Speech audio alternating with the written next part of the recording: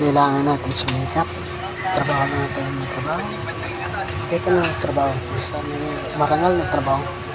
Maraming salamat sa mga tao pala. Lalo na sa mga kumpare ko. Hindi ako iniwan. Kahit sa ano yung sabihin. Pre, maraming salamat sa lalo yung dyan ka. Dahil hindi mo kayo kahit anong bagay. Anong man, kahit malaki na bago gumawa ng parang para yung makabalik ako dito.